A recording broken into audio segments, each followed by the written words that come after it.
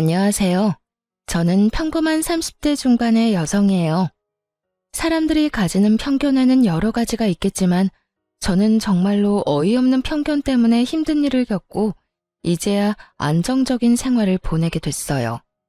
사실 어떤 사람에게는 정말 용납할 수 없는 것이라도 또 다른 사람에게는 별거 아닐 수도 있는 것이 편견이라고 생각해요. 그리고 요즘 젊은 사람들에게 재혼 가정은 그렇게 큰 문제가 아니지만 나이가 많은 옛날 분들에게는 재혼 가정이라는 것만으로도 결혼을 꺼릴 일이 되는 거라는 걸 이때까지만 해도 전혀 몰랐거든요. 우리 어머니는 아버지와 재혼을 하셨어요. 옛날 분들은 쉬쉬하는 일이긴 했지만 저희 가족은 정말 너무너무 사이가 좋았죠. 재혼 가정이었지만 저는 아버지와 어머니의 딸이었고요. 어머니가 전 남편과의 사이에서 아이 없이 이혼을 하셨기 때문에 말 안 하면 그냥 온전한 가족일 뿐이었어요. 제가 성인이 되고 남자친구를 사귀기 시작했을 때 엄마가 저에게 당부하신 일이 있었어요. 예, 너 혹시 결혼할 사람 생기면 우리가 재혼 가정이라는 건 절대로 말하지 마. 말하고 싶으면 결혼하고 최소 5년은 넘은 뒤에 하고. 응? 재혼이래봐야 엄마랑 나 아빠 사이가 남인 건 아니잖아. 피가 섞인 부모 자식인데 엄마가 너무 예민하게 생각하는 거 아니야? 네 눈에는 그렇게 보이지. 근데 내 나이만 돼도 그걸 흉으로 보는 사람이 있어. 내가 그런 편견을 얼마나 많이 당했는지 아니? 지금이야 결혼도 이혼도 쉽다지만 그때는 이혼하고 재혼한다고 하면 마치 죄 지은 사람처럼 몰아갔거든. 그러니까 네 사돈들 사람들이 어떤 분인지는 모르지만 네가 거기에 자리를 잡고 나면 이야기해. 이야기할 상황이 안 되면 그냥 영영 갖고 가도 되고. 솔직히 저는 이해가 가지 않았거든요. 옛날 사람들의 편견이라는 거 요즘에는 돌싱들도 TV 나와서 이혼 이야기 많이 하고 재혼 이야기 많이 하니까요. 그리고 막상 주변에도 이혼한 사람들이 꽤 있으니까요. 엄마 걱정을 전혀 이해를 못했죠. 하지만 엄마의 말처럼 생각하는 사람이 시댁에 있었던 거예요. 저는 평범한 회사원으로 일하다가 작은 가게를 하는 남편과 만났고 결혼식 날을 잡아놓은 뒤 임신이 확인된 케이스였어요. 그래서 남편의 가게 사정이 나빠졌을 때 결혼식을 미루기도 애매한 상황이 됐죠. 그때는 사업을 하던 시부도 갑자기 몸이 안 좋아 입원한 상태였고 사업 자체도 기울어져 가느라 시댁에도 돈이 많이 모자란 상황이었거든요. 곤란해하던 남편을 도와준 것은 바로 저희 엄마였어요. 김서방, 요즘 많이 힘들지? 아버지도 입원해 계시고 자네 가게 사정도 안 좋다고 들었어. 이걸로 일단 급한 불 좀 끄게. 친정엄마가 건넨 것은 카드였어요. 제 명의로 된 카드였지만 안에 들어있는 목돈은 어머니의 돈이었죠. 남편과 함께 안을 열어보니 8천만 원이라는 거금이 들어있었어요. 이거면 우리가 살 집을 희생하지 않고도 남편 가게와 시부 사업을 어느 정도 유지할 수 있는 돈이었죠. 그 통장을 받고 남편은 너무 고마워서 저희 어머니에게 연신 고개를 숙이며 감사 인사를 할 정도였어요. 그만큼 시부와 남편 상황이 좋지 않았거든요. 장모님, 이렇게 큰 돈을 너무 감사합니다. 나중에 어떻게든 이 돈 갚을게요. 감사합니다. 갚지 말라는 말은 안 할 거야. 사람 일이란 게 어떻게 될지 모르니까. 내 딸을 힘들게 하면 그때는 다시 다 돌려받을 테니까.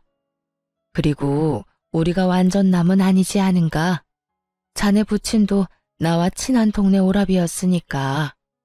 사실 친정엄마와 시부는 같은 동네에서 나고 자란 친한 오빠 동생 사이였어요. 거의 소꿉 친구였죠. 서로 결혼하기 전까지 연락이 됐었는데 결혼 후에는 연락이 끊겨버려 연락도 못했다고 했어요. 그간 어떻게 살았는지 모르다가 상견례 때 서로 알아보게 됐거든요. 그때 정말 다들 어안이 벙벙한데 두 사람은 너무 즐거워하면서 이야기하시고 그런 어수선한 분위기는 처음이었던 것 같아요. 하지만 그 인연 덕분에 결혼이 더 수월했던 것도 있었죠. 그리고 그 인연 때문에 친정엄마가 남편과 시부를 위해 돈을 마련해 준 것이기도 하고요. 감사합니다. 제가 와이프 고생 안 시키도록 노력할게요. 고맙네. 아, 그리고 한 가지만 더 괜찮을까? 지금 자네랑 자네 부친 상황도 좋지 않으니 예단 예물 같은 건 서로 할 처지가 못 될 거라 생각해. 자네도 지금 힘든 상황이고 우리도 어찌됐건 큰 돈을 지출한 상태니까 그건 그냥 안 하고 넘어가는 걸로 하는 게 좋지 않을까 해서. 그건 걱정 마십시오. 저희야 그렇게 해주시면 더 좋은걸요. 남편은 그간의 마음고생이 다 풀렸는지 확연히 좋아하는 얼굴로 저를 보며 싱글벙글 웃었어요. 얼마 전까지 돈 때문에 고생하던 사람이었으니 가뭄에 단비가 온 듯 좋았을 거예요. 그러면서 제 손을 꼭 쥐어주는 것을 보니 결혼도 크게 걱정 없을 것 같았죠. 남편과 함께 시부 병실에 가서 상황을 이야기해드렸어요. 저희 친정어머니가 도와준다는 말을 하자 시부가 어찌나 좋아하시던지. 아이고, 우리야 너무 고맙지. 고향 동생이 사돈이 되니 이런 덕도 보는구나. 예단 예물은 우리도 힘든 상황이었으니 서로 없는 걸로 하는 게 맞는 것 같고, 내가 그래도 며느리 복이 있네. 이렇게 복덩이 같은 며느리가 떡하니 들어오고 말이야. 우리가 노력해서 너한테 다 갚아주마. 다 아버님이 쌓은 덕이죠. 짠순이 저희 어머니가 돈 빌려줄 정도면 아버님과 얼마나 각별한 사이였는지 알 것 같아서 마음도 놓이고 힘들 때 도와드릴 수 있어서 다행이라고 생각해요. 저와 친정엄마를 좋게 봐주는 시부를 보면서 기분이 참 좋았어요. 이렇게 시댁과도 진정한 가족이 될 수 있을지도 모른다는 생각을 했거든요. 그런데 그때 시모가 말을 하더군요. 근데 여보, 예단 예물을 안 하는 건 좀 아니죠. 제가 사려고 생각해둔 것들이 얼마나 많은데요. 어? 살 게 뭐가 있어? 결혼식이 아들 결혼식이지 우리 결혼식이야? 그리고 예단 예물 같은 거 할 상황도 안 돼 우리가. 당신 뭔가 착각하나 본데 간 만큼 오고 온 만큼 가는 거야. 상대방이 분에 넘치게 이미 줬는데 무슨 헛소리를. 그럼 아들이 받아온 돈 중에 좀 떼주세요. 저도 체면치레는 해야 할 것 아니에요. 세상 사람들이 얼마나 욕하겠어요. 며느리가 시집 올 때 아무것도 안 해왔다고. 안 해오긴 뭘 안 해와. 당신 그 욕심 좀 버려. 애들 결혼식으로 세간살이 마련할 참이야? 애들 건 애들 거야. 제발 이상한 거 생각하지 말고 우더런 되는 마음으로 얌전히 좀 있어. 나랑 아들 망하면 집에서 살림만 하던 당신도 다 같이 망하는 거 알지? 지금 당신 하는 짓이 말이야. 물에 건진 인간 살려줬더니 보따리 내놓으라고 어깃장 부리는 거랑 똑같은 거야. 제발 염치 좀 챙겨. 아니면 철이 좀 더 들던가. 어떻게 시어머니 될 사람이 이렇게 생각이 모자라? 시모는 작게 한숨을 푹 내쉬더니 저와 남편에게 눈길도 안 주고 병실에서 나가버리더군요. 사실 남편과 시부가 시모에게는 얼마 받았는지 절대로 이야기하지 말라고 신신당부했었거든요. 그 돈 보면 어떻게든 가져갈 거라고 거의 확신하는 조로 말씀을 하니 저도 아무 말 못했죠. 그러니 시모는 저희 엄마가 빌려준 돈이 그렇게 큰 액수라고 생각을 안 한 것 같더라고요. 여보, 미안해. 엄마가 나쁜 의도로 그렇게 말씀하지는 않았을 거야. 나중에 상황이 다 정리되고 당신한테 얼추 돈도 갚아나갈 때쯤 되면 엄마한테 다 말할게. 남편은 미안해했지만 남편이 미안할 일은 아니었죠. 시모가 너무 생각이 없는 거였으니까요. 아들 사업이 망해가는 거 충분히 알면서도 자기 속 챙기는 모습을 보여주니 아들도 남편도 그걸 못 믿었게 생각하며 진실을 알려주지 않고 있었으니까요. 그때 시모가 어떤 사람인지를 정확하게 느꼈던 것 같아요. 욕심이 많구나. 그런 생각이 들었죠. 그리고 걱정이 됐어요. 결혼식 때 시모가 마냥 밝은 얼굴은 아니겠구나 하고요. 그리고 그 생각은 정확했어요. 결혼식장에서 시모의 얼굴을 봤는데 완전 썩은 표정이었거든요. 탐탁지 않아 하는 표정, 불쾌한 표정, 냉정한 표정이 한데 뒤엉킨 아주 오묘하게 상대방을 짜증나게 하는 얼굴이었죠. 저는 걱정이 앞섰어요. 시모가 왜 화가 났는지도 전혀 몰랐으니까요. 남편과 시부가 시모를 잘 달랬을 거라고 생각했는데 여전히 얼굴이 그 꼴이었으니 설마 아직까지 예단 예물 때문에 저러고 있다고는 생각조차 못했거든요. 드레스 입고 부케를 들고 있으니 마음대로 움직여 물어볼 수도 없고 정말 답답해 죽을 것 같더라고요. 그런데 패백을 하러 이동할 때 시모가 왜 그렇게 짜증나는 얼굴을 하고 있었는지 정확하게 알게 됐어요. 아니, 어떻게 이런 법이 다 있어? 예물을 안 해오면 어떡하자는 거야?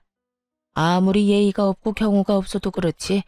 이런 식으로 자기들 마음대로 줄이고 없애고 이런 건 좀 너무하지 않아? 패백실 들어가려는데 들리던 시모 목소리였어요. 저는 당황했죠. 남편 친인척들과 함께 있었는데 시모가 그런 말을 꺼낸 거예요. 시부는 화장실에 간 터라 안에 없었거든요. 시모 말에 동조하는 사람들도 있었어요. 해주기로 했다가 안 해준 거라고? 무슨 그런 집이 다 있대. 아무리 그래도 조금이라도 해야 할 건 해야지. 겉만 번지르르 하고 그 집안 다 망한 거 아니야? 딸 결혼하는데 대놓고 그런 말을 어떻게 해? 돈 쓰기 싫은 거지. 며느리가 그렇다고 엄청 대단한 것도 아니고. 뭐 내세울 것도 없는 애 시집 보내면서 그런 것도 없이 오는 거 너무 경우 없는 짓이잖아. 듣고 있으니 눈앞이 깜깜하더군요. 저희 부모님이 없길 바라며 안을 슬쩍 살폈는데 저희 부모님이 반대편 통로에 계시더라고요. 친정엄마 표정이 무척 안 좋았어요. 그 기분이 어떨지 짐작도 안 갔죠. 항상 긍정적인 어머니 표정이 완전 망가져 있었으니까요. 게다가 시모 이야기에 동조한 다른 사람들이 함께 흉보기 시작하면서 어머니는 들어오지도 나가지도 못하고 있었어요. 제가 어떻게든 해보려 했는데 시부가 뒤에서 나타났어요. 아가, 안 들어가고 여기서 뭐 하고 있어? 시부가 저를 챙기고 뒤이어 남편도 나타났죠. 두 사람 다 화장실을 다녀와서 늦었죠. 그런데 시부가 들어서는 순간에도 시모는 저희 친정 욕을 계속하고 있었어요. 오히려 저 들으란 듯 더 크게 말하더라고요. 내가 아들 앞길 막아버린 건 아닌가 싶어서 걱정이에요. 결혼식부터 자기 마음대로 모든 걸 결정하는 사람들이잖아요. 결혼하면 얼마나 심하겠어요? 별것도 없는 딸도 귀한 딸이라고 싸고 돌 테니까요.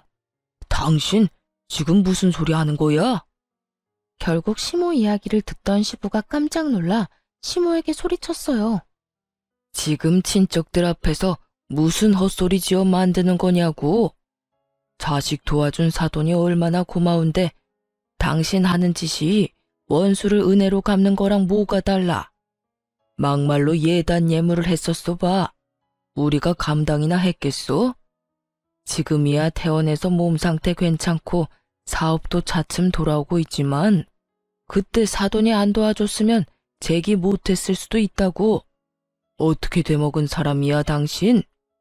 은인들 앞에 두고 그런 말을 어떻게 하냐고.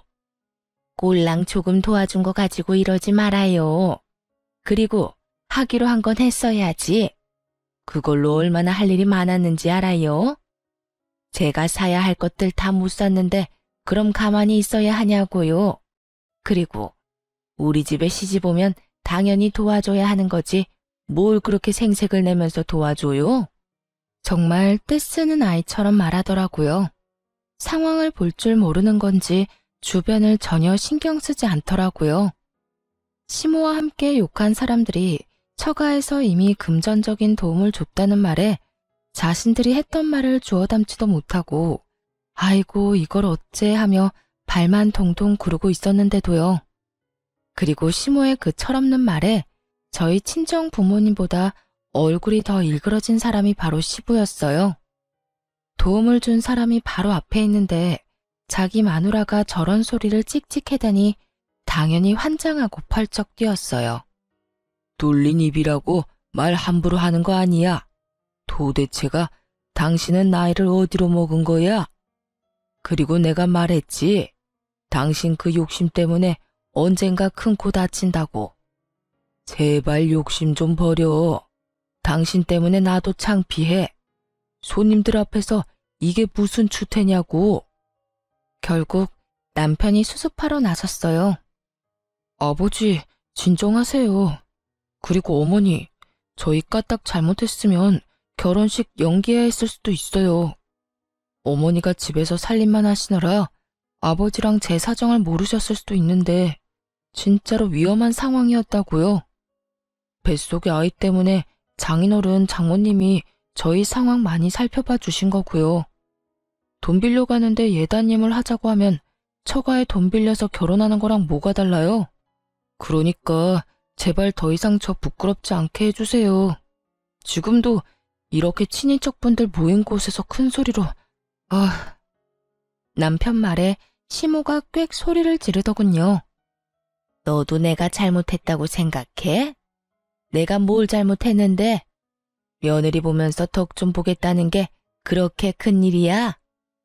덕만 봤어요? 망해가는 가게 살려준 은인인데 어머니한테 직접적으로 돈 주는 거 없다고 이런 식으로 구는 것 같은데 살면서 제가 해드리면 되잖아요. 그러니까 제발 제 와이프 처가는 건드리지 마세요. 제발 사람 도리만 하면서 삽시다. 네?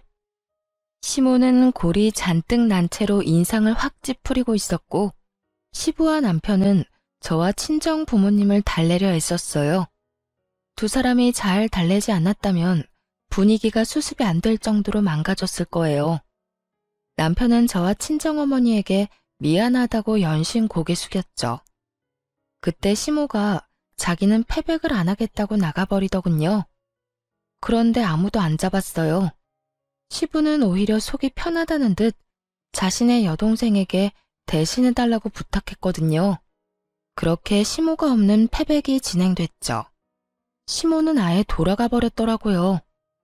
엉망이 된 결혼식이었지만 더 엉망이 되기 전에 수습이 돼서 차라리 다행이라는 생각이 들 정도였거든요. 혼주가 그런 표정으로 앉아있으면 사람들이 이 결혼이 어떤 결혼인지 다 알게 되잖아요. 시모가 없으니 분위기가 더 둥글둥글하고 좋았어요. 시부가 돌아다니며 제 칭찬도 하시고 고향 친구들과 어머니 이야기도 하면서 정말 열심히 마지막까지 수고해 주셨거든요. 시부에게는 감사한 마음이 너무 컸죠. 친정 부모님도 시모가 안 보이니 그제야 얼굴이 좀 돌아왔고요. 딸, 그 집 안 싸돈 보면 내가 너 시집 안 보내고 싶은데 그래도 오빠가 너 좋게 생각해주고 잘해주니까 그거 하나만 믿고 보내. 예, 혹시라도 네 시어머니가 너 괴롭히면 꼭 시아버지한테 가서 일러라. 알겠지? 어른이 어른 같아야 말이지. 저런 어른도 우더른이라고 다 참아주면 너만 생고생이야. 아니다 싶을 때는 확실하게 시아버지한테 말해. 도와준 것도 있고 이 엄마 얼굴 생각해서라도 너한테 잘해줄 양반이야. 나는 너희 시모 가까이 하고 싶은 마음 없으니까 혹시라도 만나게 될 일 만들지 말고. 알았지?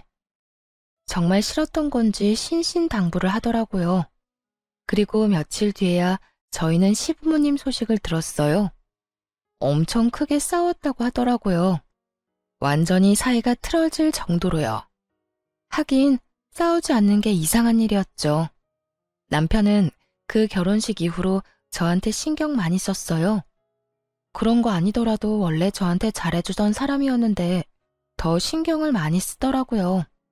스트레스가 아이한테 안 좋은 영향을 미쳤을까봐 걱정하며 발 마사지도 해주고 그래서 시모에 관한 건 좀 털어낼 수 있었어요. 남편이 최대한 시모와 마주치지 않을 수 있도록 해주겠다고 했거든요. 그 말 믿고 안심하고 있었죠. 그런데 남편이 막을 수 있는 것도 한계가 있더라고요. 시부와 남편 사업이 잘 풀리기 시작하면서 집안에 생기는 크고 작은 행사들을 시모와 제가 챙겨야 할 일이 생겼거든요. 그렇게 만날 때마다 남편은 자기 가게로 시모를 불러서 자기 보는 눈앞에서 제가 시모와 만나도록 해줬어요. 하지만 바쁜 시간대에 손님도 많으면 어쩔 수 없이 시모와 단둘이 만나야 할 일도 생겼거든요. 결혼식 이후로 오랜만에 본 시모는 생각보다 괜찮은 상태였어요. 대놓고 저를 싫어하는 기색을 내비추거나 냉랭한 느낌을 주지는 않았어요. 그래서 시부와 남편이 많이 달랬구나 싶었는데 그게 아니었더라고요. 예, 너 그 가방 예쁘네? 어디서 샀어? 제가 가지고 있던 가방을 보며 그렇게 말하더라고요. 신혼여행 다녀오면서 사온 거였거든요. 고가의 브랜드는 아니지만 애착이 가고 제가 딱 좋아하는 스타일이라 손이 많이 가는 가방이었죠. 아, 이거 신혼여행 갔다 오면서 하나 장만한 거예요. 그래? 그런데 너무 예쁘다. 이거 갖고 싶네. 그냥 놔주면 안 되니? 손에 칼만 안 들었다 뿐이지 이건 거의 날강도나 다름없었죠. 실실 웃으면서 달라고 말하는 시모를 보니 이거 안 되겠다 싶더라고요. 제가 웃으며 말했죠. 어머님, 제가 남편한테 말해둘게요. 그럴 거 뭐 있니? 그냥 걸친 거 주면 되는데. 너 설마 내가 결혼식 때 그랬다고 나한테 아직까지 악감정 가진 건 아니지? 설마 그럴 리가 있겠어요. 그렇지만 이건 너 우리 집에 시집 올 때 나한테는 아무것도 안 해준 거 알지?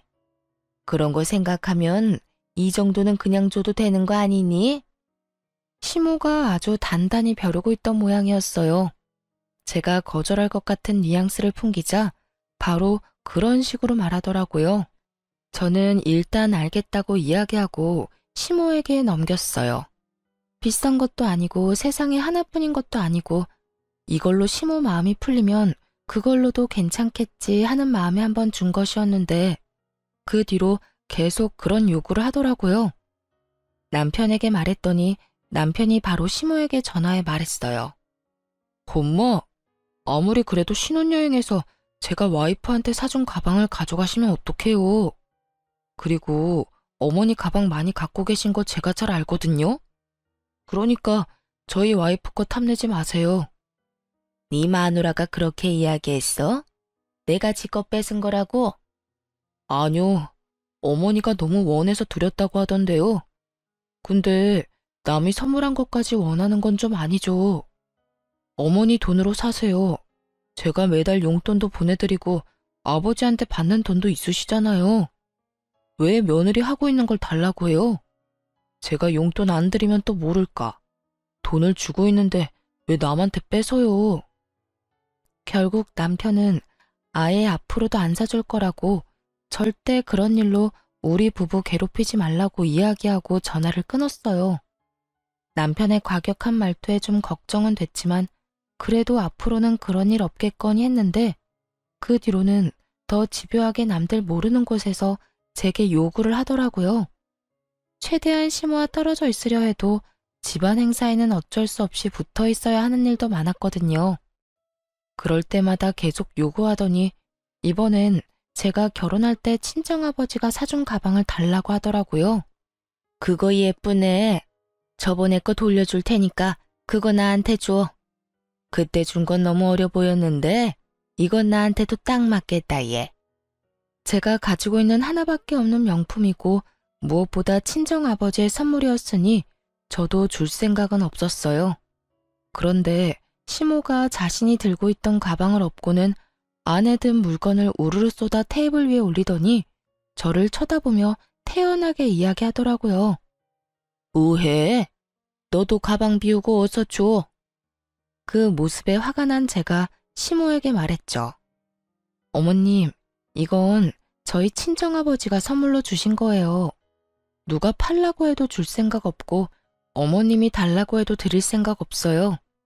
다른 건 모르겠는데 이건 의미가 다르잖아요. 어머님이 이해 좀 해주세요. 그래서?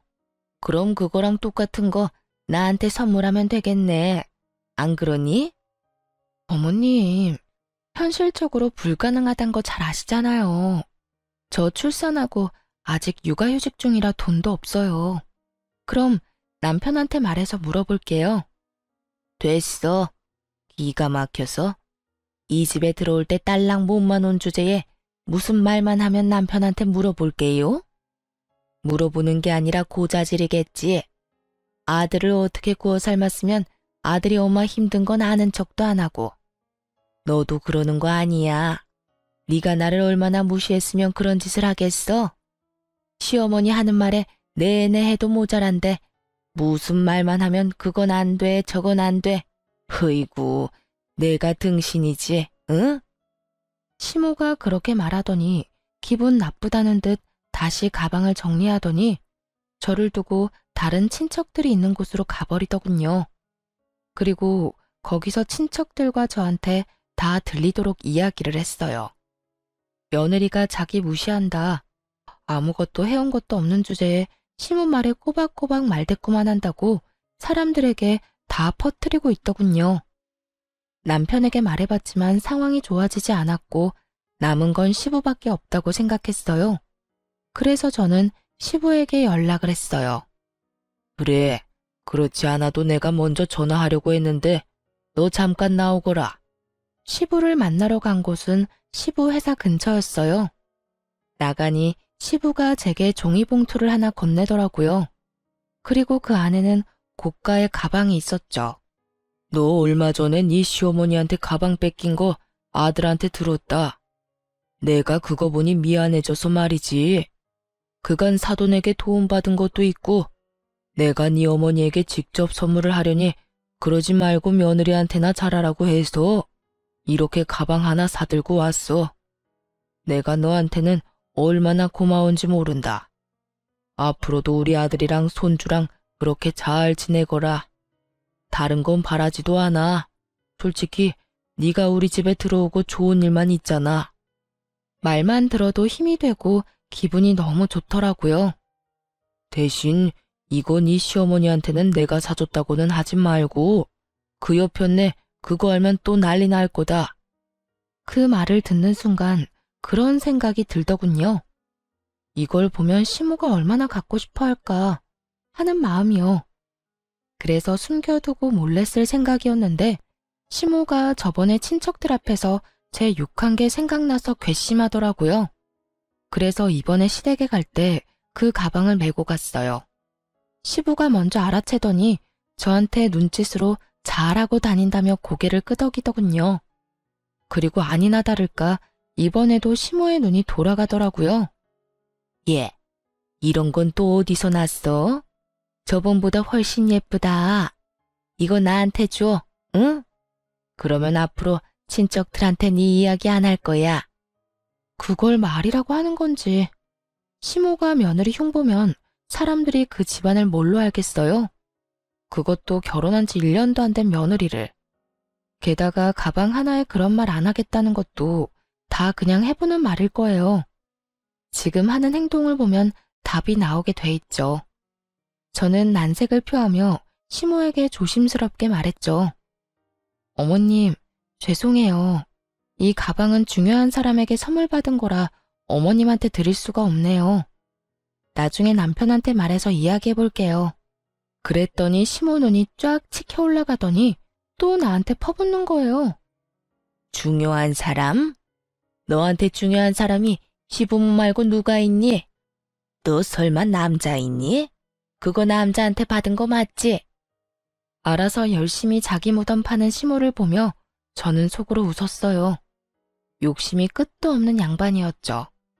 그 가방이 뭐라고 멀쩡한 며느리를 외도나 하는 여자로 만드는지. 뭐 눈에는 뭐만 보인다더니 저는 한마디 덧붙였어요. 그런 거 아니에요, 어머님. 말하기는 힘들지만 진짜 중요한 분한테 받은 거라 이거는 진짜로 드리기 힘들어요. 너 맞네, 바람핀 거. 지금 당장 안 주면 너 그러는 거 가족들한테 다 알릴 거야. 그러니까 빨리 내놓고 그 남자랑도 헤어져. 제가 뭐라 말하기도 전에 시모는 가방을 휙 낚아채더니 그 안에 있던 제 물건을 바닥으로 탈탈 털어냈어요. 그리고는 자기 어깨에 걸어보며 즐겁게 놀더군요. 저는 속으로 걸렸구나 싶은 마음에 불쌍하게 주섬주섬 물건들만 주워서 종이 가방에 넣었죠. 더 이상 시모에게 갖다부타 말은 하지 않고 저녁 때 집에 갈 때까지 기다렸어요. 저는 일부러 작은 종이 가방만 하나 챙겨들었죠. 배웅하러 온 시부가 제 짐을 보고 의아해하며 묻더군요. 아가, 너 가방 놔두고 왔어. 내가 가져오마. 여보, 그거 아니야. 이제 내 거니까 거기 놔둬요. 시부가 시모 이야기에 당황한 얼굴이 돼서 시모에게 되물었죠. 이게 왜 당신 거야?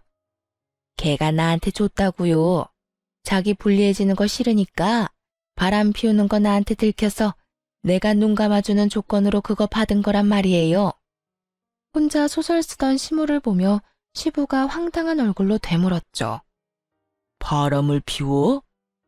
네, 그 가방 바람 피운 사람한테 받은 거라고요. 뭐라는 줄 아세요? 중요한 분한테 받은 거랍니다. 그게 왜 도남인지 뭐겠어요? 시부가 골 때린다는 표정으로 이마를 부여잡고 시모에게 물었죠. 그 중요한 분이 외도남이라고? 누가 그래? 딱 보면 척이죠. 이 비싼 가방을 그럼 누가 사줘요? 의기양양하게 말하는 시모는 그 이야기는 꺼내지 않기로 한 약속도 다 깨고 시부에게 구구절절 자기가 쓴 소설 이야기를 말하고 있더라고요. 그게 얼마나 웃긴지 그런 시모에게 시부가 꽥 소리를 질렀어요. 나다. 내가 사줬어, 이 옆에 내야. 시아버지가 사준 걸 시어머니가 홀라당 가져가? 도대체 당신은 생각이 있는 사람이야, 없는 사람이야? 당신이 이걸 왜 사줘요? 내가 며느리 집안에 받은 게 얼만데? 그럼 이런 거라도 해줘야 할 거 아니야? 당신은 양심이 없는 거야? 아니면 욕심이 눈을 가린 거야? 어떻게 남한테 선물 받았다는 걸 그것도 그런 난잡한 상상해가며 며느리 모함하고 요새 친척들 사이에서 며느리 험담하는 것도 그래. 내 귀에 안 들어올 줄 알았어? 내가 그거 뒷수습하느라고 얼마나 힘든지 아냐고. 있는 사실만 말해, 있는 사실만.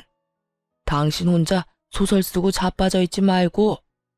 시부가 그렇게 말하며 가방을 탈탈 털어 시모 물건을 바닥에 냅다 던져버리고 제게 가방을 돌려줬어요.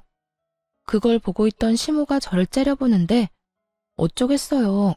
저는 줬는데 시부가 다시 돌려줬으니 다시 제 것이 된 것뿐이죠. 그리고 그 뒤로 시모는 제 것을 탐낸 적이 없었어요. 시부에게 한바탕 혼쭐이 난 모양이었어요. 이제야 시모가 제정신 차렸구나 싶었는데 그게 아니었어요. 그때 앙금이 남아있었는지 그 뒤로 저를 괴롭히는 일이 많아졌거든요. 특히 아무 쓸데도 없는 일을 계속 시키려고 했어요. 남편이 거의 막아줬지만 남편도 못 막는 일이면 무조건 트집 잡아 사람을 혼내고는 했어요. 게다가 하루 만에 다 할 수 없는 일을 시켜놓고 제대로 못하면 친정 부모님 욕을 엄청 했거든요. 그러다 정말 제대로 시모와 붙은 적이 있었는데 그게 바로 김장 때였어요. 보통은 친정이나 시댁에 가서 김장을 하는데 시모는 시댁에 오지 말고 저희 신혼집에서 김장을 해서 시댁 먹을 것까지 해서 가져오라고 하더라고요. 너무 양도 많고 힘드니 친정엄마한테 연락했죠. 이야기 들은 친정엄마가 흔쾌히 도와주겠다며 왔는데 제가 좋아하는 반찬에 고추장, 간장까지 다 해오셨더라고요. 둘이서 김장하는데 힘들긴 했지만 정말 재미있게 일했거든요. 김장을 다 하고 친정엄마에게 잠깐 쉬고 가라고 했죠. 안방에 들어가 엄마가 쉬는 동안 저는 바깥에 정리하고 있었는데 갑자기 현관문 비밀번호 누르는 소리가 나더니 곧 시모 얼굴이 보였어요. 어머님, 무슨 일로 오셨어요? 제 물음에 답도 않고 시모는 제 얼굴에 다짜고짜 종이를 확 뿌려대더라고요. 날리는 종이를 보며 당황한 표정으로 이게 무슨 종이인가 싶어 주었어요. 그런데 그 사이에 거실로 들어간 시모가 다 만들어 놓은 김장김치 뚜껑을 열더니 거실에 패대기 치는 거예요. 너무 당황한 제가 소리를 질렀죠. 어머님, 이게 무슨 짓이에요? 무슨 짓? 무슨 짓은 너랑 너 희집이 했겠지. 너 이혼 가정인 거 왜 말 안 했어? 말했으면 나 너 절대로 결혼 안 시켰을 거야. 다 부모 따라가는 법이라고 그 나물에 그 밥이지. 봐라, 네가 중간에서 이간질을 얼마나 했으면 남편도 아들도 다 네 치마폭에 쌓여 헤어나오지를 못해. 너 때문이잖아, 이 도둑년아. 밑도 끝도 없는 이혼 가정 이야기. 저야말로 당황했죠. 이게 이렇게 크게 화낼 일이었나요? 진짜 이해가 안 가더라고요. 어머님, 도대체 무슨 말씀하시는 거예요? 그리고 김치는 왜 이렇게 만들었어요? 너랑 네 어미가 만든 김치를 우리가 왜 먹어? 재수가 없으려니 이런 년이 집에 붙어가지고. 너도 내 자식 버리고 이혼할 가능성 충분해. 네 엄마가 그랬던 것처럼. 내가 다 조사해 봤어. 어쩐지 처음부터 마음에 안 들더라. 자기 마음대로 모든 걸 다 하려고 한 것도 그렇고, 매번 남편 시아버지 내세워서 일 처리하려고 하는 것도 그렇고. 너 네 엄마한테 그렇게 배웠어? 어른한테 그런 식으로 하라고 배웠냐고? 저희 엄마 욕하지 마세요. 어디 가서 그런 소리 들으실 분 아니에요. 저와 시모가 싸우는 소리가 들리자 안방에서 선잠을 자고 있던 친정엄마가 깜짝 놀라 밖으로 나왔어요. 그런 친정엄마에게 시모가 소리쳤어요. 그래, 너 잘 만났다. 남자 버리고 다른 남자 만나서 사니까 기분 좋아? 그래서 네 딸년한테도 이런 식으로 하라고 가르쳤어? 남자가 다 네 말대로 할 줄 알지? 내 남편 어떻게 구워 삶았는지 모르겠지만 너희들 다 오늘부로 끝났어. 재혼 가정? 그딴 인간들 내 아들하고 엮이는 거 내 눈에 흙이 들어가도 못 봐. 지금 당장 헤어지도록 만들 거라고. 악에 받쳐 소리 지르는 시모를 두고 보다 못한 친정엄마가 시부에게 전화를 걸었어요. 오빠, 빨리 애들 집으로 와. 지금 완전 난리도 아니야. 쉬는 날이었고 시부가 근처에 있었기에 금방 올 수 있었어요. 그리고 엉망진창이 된 집을 보며 시부가 어이없다는 듯 말했어요. 이게 지금 이 난장판이 뭐 때문에 이렇게 된 거야? 오빠 처가 그랬지. 며느리한테 김장 혼자 하라고 시키더니 이것 좀 봐. 김장한 거 다 엎어놔서 쓰지도 못하게 만들고. 내가 우리 애들 먹으라고 만들어준 반찬도 쓰레기통에 다 쳐넣더라. 이게 대체 어떻게 된 일이야? 당신이 진짜 이랬어? 나 아니에요. 저 사람들이 거짓말하는 거지. 어머님, 거짓말하지 마세요. 저희 집에 아기용 홈캠 달아놔서 그 상황 다 찍혔거든요. 제 말에 시모 얼굴이 하얗게 변했어요. 이렇게 큰 사고를 쳐놓고 발뺌으로 넘어가려고 하다니 도대체 생각이 있는 사람인 건지 없는 사람인 건지. 그렇지만 시모는 개의치 않고 시부에게 붙어서 말하더라고요. 내가 한 거긴 한데 이 사람들 믿을 만한 사람도 아니야. 세상에 당신 고향 친구라는 저 여자도 재혼 가정이더라고. 그것도 우리한테 속이고 결혼까지 했잖아요. 내가 여태껏 사돈 얼굴 봐서 도와주고 참아준 건데 이게 도대체 무슨 꼴이냐고. 우리가 왜 저 여자한테 뒷조사까지 당해야 해? 내가 이혼하고 재혼한 게 그렇게 나쁜 일이야? 그게 뭐가 그렇게 잘못했다고 여기서 이 난리야. 그리고 그런 것 때문에 화내는 것도 아니잖아. 결혼할 때 그 예단 예물 안 해온 걸로 그렇게 괴롭히더니 애가 가지고 있는 물건을 뺏으려고 하질 않나. 그러더니 이번에는 하다 내 결혼 생활로 애를 괴롭혀? 이미 애들 결혼했고 잘 살고 있으면 됐지. 시부는 어지럽혀진 거실 바닥을 물끄러미 바라만 보고 있더니 푹 한숨을 쉬었어요. 그리고 여전히 의기양양하게 서 있는 시모에게 말했죠. 당신 오늘 가서 짐 싸. 무슨 짐을 싸요? 당신이 제일 싫어하는 이혼해 줄 테니까 우리 집에서 나가. 그 얼굴 꼴도 보기 싫으니까 나가라고. 갑작스런 시부의 이혼 선언에 모두들 놀라서 눈만 껌뻑였어요. 그게 무슨 소리예요? 화난 거 알지만 그런 이야기는 장난으로도 하면 안 되죠. 누가 장난이래?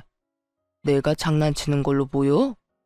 이 집안이 당신 때문에 하루도 조용할 날이 없어. 내가 당신이랑 결혼하고 나서 매번 했던 말 있지? 제발 욕심 좀 줄이고 살라고. 며느리 들어오더니 더 심해졌잖아. 그럼 며느리를 내보내야지 왜 날 내보내요? 그럼 자식 새끼 늙어 죽을 때까지 호래비로 만들 셈이야? 아니면 우리 집 배 끊기게 만들려고? 나가려면 당신이나 나가. 싫어요. 못해요. 안 나갈 거라고요. 어떻게 몇십 년을 같이 살았는데 이런 식으로 이혼을 하자고 해요? 이혼 못해? 그럼 며느리랑 아들 일에 앞으로 입도 뻥긋 하지 마. 그거 지킬 수 있으면 이혼은 안 할 거야. 그건 말도 안 되죠. 제가 시어머니인데 우도른인데 애들한테 말도 못하면 그게 무슨 어른이에요? 그래? 그런데 어쩌나 우리 애가 결혼할 때 사돈한테 빌린 돈이 있어. 그걸 지금 당장 갚으라고 하면 못 갚거든. 당신이 갚을 생각 있어? 그럼 애들 이혼시킬 수 있는데. 제가 갚을게요. 끼케야 몇백이겠지. 꼴랑 입원비 빌려주고 여태 생색내는 것도 웃겼으니까. 몇백? 이 여자야, 자그마치 8천만 원을 빌렸어. 8천만 원. 당신 갚을 수 있어? 어? 8천만 원이요?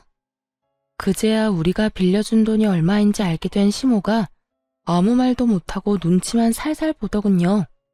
그러더니 도리어 인상을 쓰고 꽥 소리를 질렀어요. 그럼 미리 말해줬어야죠. 내가 여태 몰랐으니까 그랬지.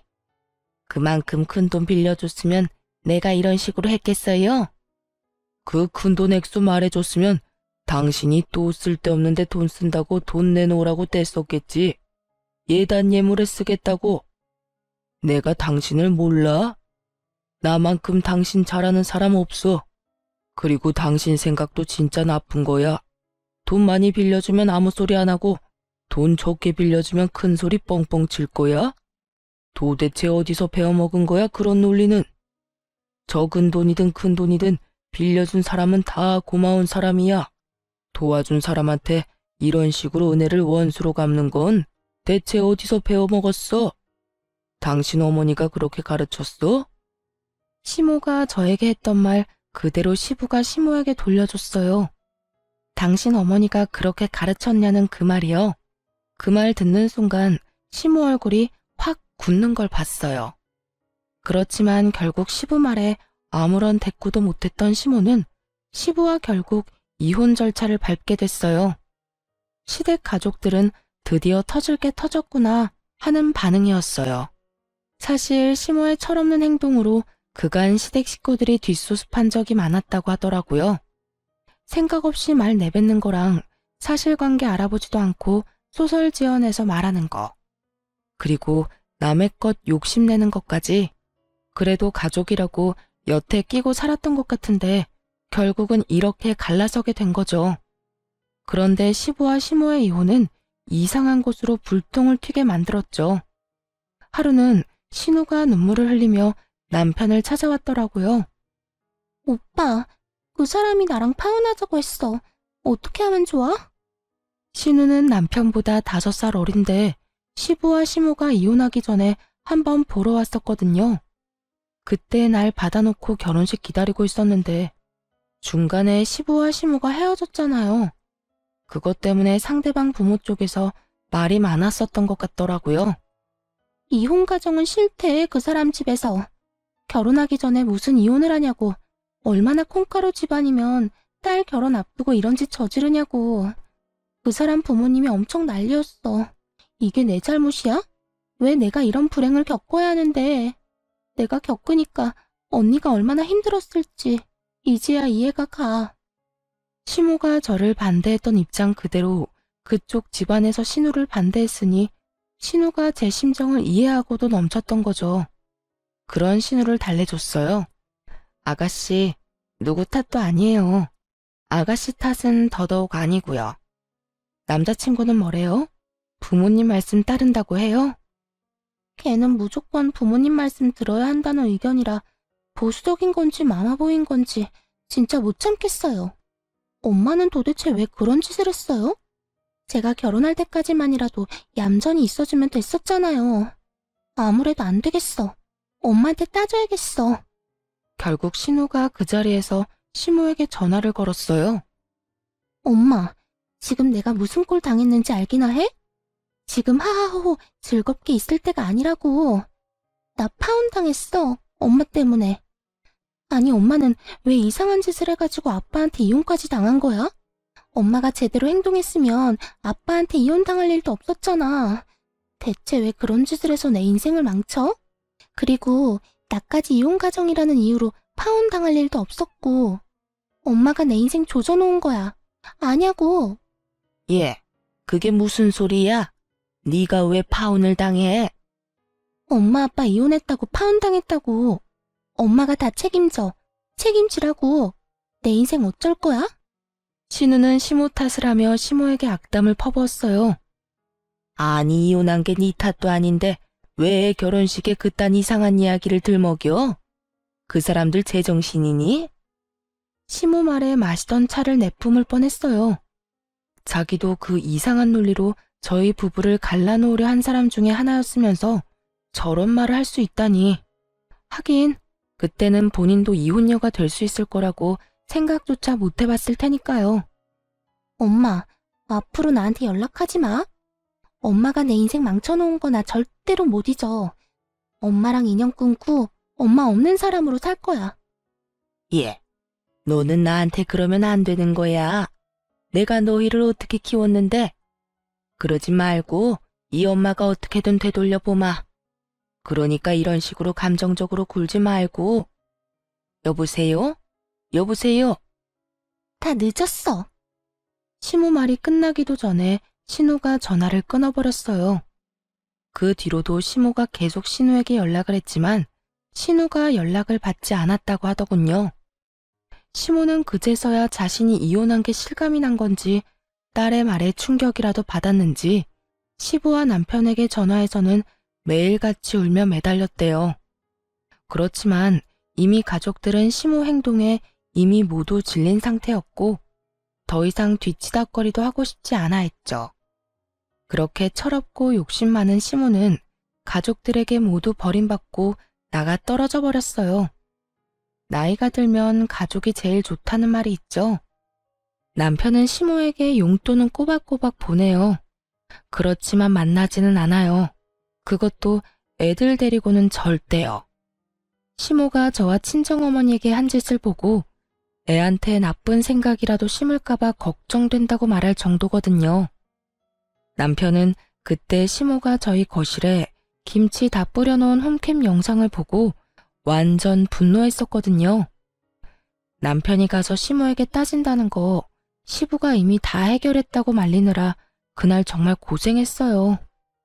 시모도 그런 식으로 아나무인으로 굴지 않았다면 적어도 남편과 척지고 살지는 않았을 텐데요. 자기가 뿌린 씨를 알아서 거둔 거죠. 시모도 이제 어르신 소리 들을 나이니 나이 먹으면서 제발 철도 같이 들었으면 좋겠네요. 이제 와서 너무 늦기는 했지만요. 살다 보니 이런 일도 겪고 참 세상 사는 게 제 맘 같지만은 않더군요. 그래도 이제야 어떻게든 정상적인 생활이 되어서 다행이라고 생각해요. 편견을 가진 시모가 결국 본인 스스로 그 편견을 뒤집어 쓰게 될 줄 아무도 몰랐겠죠? 그리고 모든 가족이 자신을 버릴 거라는 생각도 못했을 거고요. 시모를 보면서 생각나는 게 하나 있어요. 반면교사라고 하죠. 저 사람처럼은 절대 되지 말아야겠다. 그 마음이요. 쓰다 보니 글이 길어졌네요. 긴 글 읽어주셔서 감사하고 여러분들은 행복한 시간만 보내셨으면 좋겠어요.